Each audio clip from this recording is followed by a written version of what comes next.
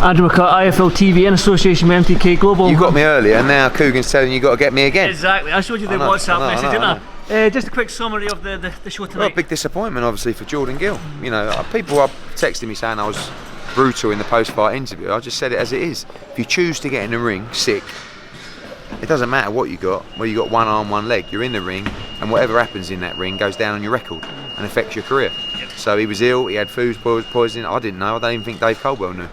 But he chose to fight, and you've got to pay the consequences. It's very difficult for a fighter to pull out of a fight, especially on the afternoon of the fight. You've sold your tickets, you're going to get paid, you know, you don't want to let anyone down, but sometimes you've got to be selfish, and you know, the highs of Peterborough against the lows of Nottingham. And by the way, credit to Tinoco. I knew he'd be a tough fight. Down at featherweight, he's proper weight, very tough fighter. Powerful, you know, and he's going to be tough for anyone to beat, I believe. But you know, it was a big blow for him. Lee Wood, I thought, was excellent. You know, when you dominate a fight like that, you always hope that they can produce a great finish or a showreel knockout. And he did just that. Big left hook, place went crazy, and you know, I'd like to see Lee Wood against Tinoco. Now, that's a good fight for here. So. Terry Harper, I thought, was excellent. It's really interesting. There's always mixed feelings about women's boxing, but now you have a little sort of triangle there with Chantel Cameron, Natasha Jonas, and Terry Harper, and then you've got Katie Taylor, obviously. I think if those three can duke it out, you could get a really good opponent there for Katie Taylor. Yeah, they're all good. I mean, they're all really good fighters. So I rate all three of them, and you know, I think that's going to be interesting. Yeah, you got Charlie Frankham done well against a lively opponent. You got Dalton Smith, I thought was really good against a very tough guy. Tough division as well. Ray Ford was decent. I think he's still making that transition from the amateurs to the pro.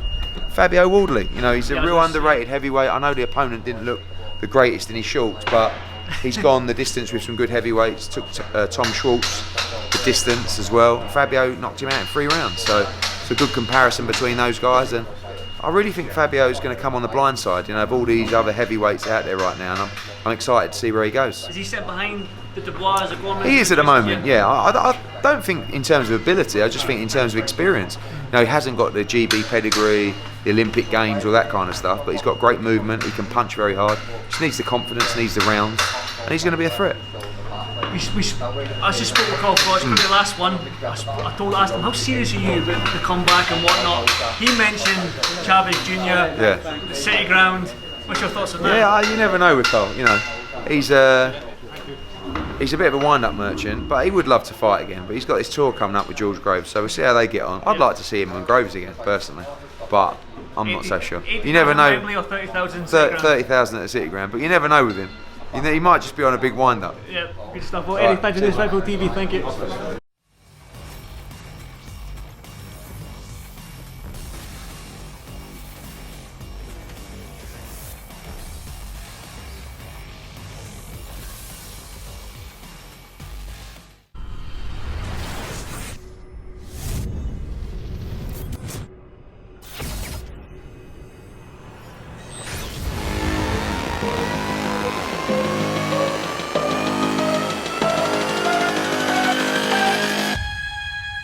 Better get the ball.